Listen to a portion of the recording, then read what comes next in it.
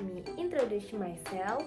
My name is Juwita Maharani with NPM 25412061, majoring in accounting. In this video, I will discuss the important points from Gregory Mankiw's Introduction to Microeconomics, published by Salemba 4, Basic Economic Principles and Economic Models. Keduanya menjadi fondasi utama untuk memahami bagaimana perekonomian bekerja baik pada tingkat individu, rumah tangga, maupun perusahaan.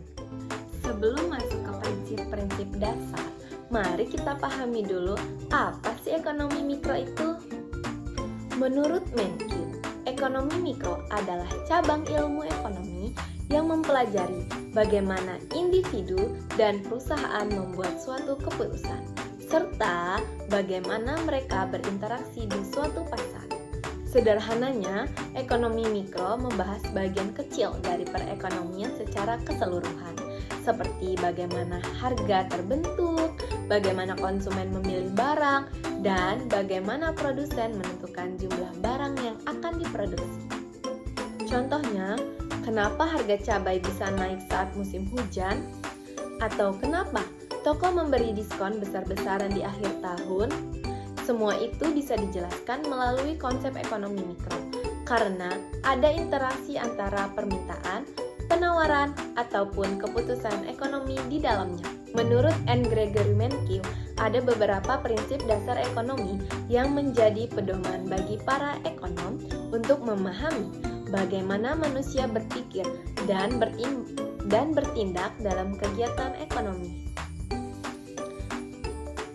Prinsip-prinsip ini dibagi menjadi 3 kelompok besar. Yang pertama, bagaimana manusia membuat suatu keputusan. Kedua, bagaimana manusia berinteraksi satu sama lain. Dan yang ketiga, bagaimana keseluruhan perekonomian bekerja. Prinsip yang pertama, setiap orang menghadapi trade-off. Dalam kehidupan, kita selalu dihadapkan pada suatu pilihan. Untuk mendapatkan sesuatu, kita harus mengorbankan hal lain. Misalnya, seseorang mahasiswa yang memilih kuliah penuh waktu mungkin harus mengorbankan kesempatan untuk bekerja. Begitu pula, pemerintah yang ingin membangun lebih banyak sekolah harus mengurangi anggaran di bidang lain. Inilah yang disebut dengan trade-off, sebuah pengorbanan yang tak akan terhindarkan dalam membuat keputusan. Yang kedua, biaya dari sesuatu adalah apa yang dikorbankan. Prinsip ini dikenal dengan istilah opportunity cost atau biaya peluang. Artinya, biaya sebenarnya dari suatu keputusan bukan hanya uang yang dikeluarkan, tetapi juga nilai dari alternatif terbaik yang harus ditinggalkan. Contohnya, ketika kamu memilih untuk menonton film selama 2 jam, biaya peluangnya bukan hanya harga tiket, tapi juga waktu 2 jam yang bisa kamu gunakan untuk belajar, bekerja, ataupun beristirahat. Dengan memahami prinsip ini, kita bisa membuat keputusan yang lebih rasional dan efisien. Yang ketiga, orang rasional berpikir di batas atau marginal thinking. Manusia rasional akan membandingkan manfaat tambahan dan biaya tambahan dari suatu tindakan. Contohnya, produsen sepatu akan terus menambah produksi selama keuntungan tambahan dari satu pasang sepatu masih lebih besar daripada biaya tambahan untuk membuatnya. Namun, ketika biaya tambahan sudah lebih tinggi, produksi akan dihentikan. Prinsip ini membantu individu dan perusahaan menentukan titik optimal dalam mengambil keputusan. Yang keempat, orang merespon terhadap insentif. Insentif adalah dorongan atau rangsangan yang mempengaruhi perilaku manusia.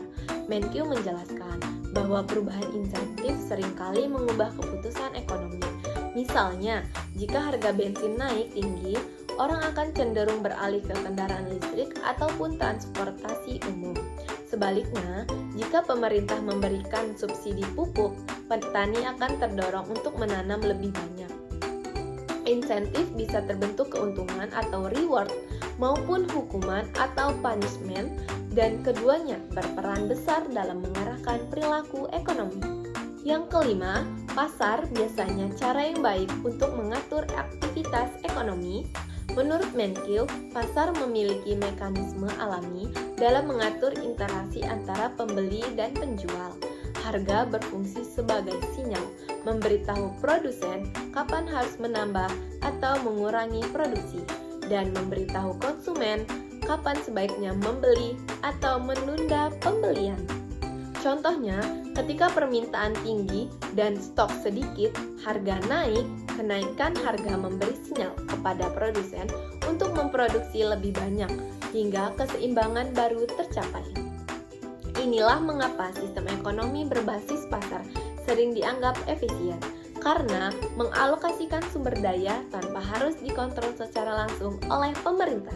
Dan yang terakhir, pemerintah kadang diperlukan untuk meningkatkan hasil ekonomi. Walaupun pasar efisien tidak selalu sempurna, ada kondisi tertentu di mana campur tangan pemerintah diperlukan. Misalnya, ketika terjadi kegagalan pasar, seperti monopoli, ketika satu perusahaan menguasai pasar, dan eksternalitas, ketika aktivitas ekonomi berdampak pada pihak lain, misalnya polusi. Pemerintah juga berperan dalam menjaga keadilan sosial, menegakkan hukum, dan menjamin distribusi pendapatan yang lebih merata. Tanpa peran ini, pasar bisa berjalan tidak adil dan mengabadikan kepentingan masyarakat luas. Setelah memahami prinsip-prinsip dasar ekonomi, sekarang kita dapat membahas bagaimana ekonom menjelaskan dunia nyata melalui model ekonomi. Model ekonomi adalah penyederhanaan dari kenyataan yang digunakan untuk memahami hubungan antar variabel dalam perekonomian. Model membantu kita memfokuskan perhatian pada hal-hal penting tanpa harus memikirkan semua detail kompleks di kehidupan nyata. Model yang pertama adalah model arus sirkular atau circular flow diagram. Model ini menggambarkan bagaimana uang dan barang mengalir antara dua pelaku utama dalam ekonomi, yaitu rumah tangga dan perusahaan. Rumah tangga menyediakan faktor produksi seperti tenaga kerja, modal, dan tanah. Perusahaan menggunakan faktor-faktor tersebut untuk menghasilkan barang dan jasa. Barang dan jasa itulah kemudian dibeli kembali oleh rumah tangga menggunakan pendapatan yang mereka peroleh dari gaji ataupun sewa mereka. Siklus ini terus berputar, menggambarkan aliran pendapatan dan pengeluaran dalam perekonomian. Contoh sederhananya adalah ketika kamu bekerja di suatu pabrik, kamu menerima gaji. Kemudian, kamu menggunakan gaji itu untuk membeli produk pabrik lain, seperti barang ataupun jasa. Uang yang kamu keluarkan kembali ke perusahaan, lalu dibayarkan lagi sebagai upah, dan siklus terus berkelanjut. Model yang kedua, model kemungkinan produksi. Model ini menunjukkan kombinasi maksimum barang dan jasa yang dapat diproduksi oleh suatu perekonomian jika semua sumber daya digunakan secara efisien. Kurva PDF menggambarkan trade-off dan efisiensi dalam produksi. Jika suatu negara ingin memproduksi lebih banyak barang A, maka ia harus mengurangi produksi barang B karena sumber daya terbatas. Contohnya, jika Indonesia ingin meningkatkan produksi beras, mungkin sebagian lahan untuk jagung harus dikurangi. Artinya, setiap pilihan memiliki konsekuensi. Dan PDF membantu kita melihat batas kemampuan ekonomi serta peluang untuk tumbuh jika sumber daya meningkat ataupun teknologi berkembang. Menkyu menekankan bahwa memahami prinsip ekonomi dan model ekonomi dapat membantu kita berpikir sebagai seorang ekonom. Kita jadi lebih logis dalam mengambil keputusan, lebih sadar akan biaya dan manfaat, serta memahami dampak kebijakan terhadap pasar. Model ekonomi juga digunakan untuk memprediksi dampak perubahan, seperti naiknya pajak, kebijakan subsidi, atau kenaikan harga bahan bakar terhadap perilaku konsumen dan produsen.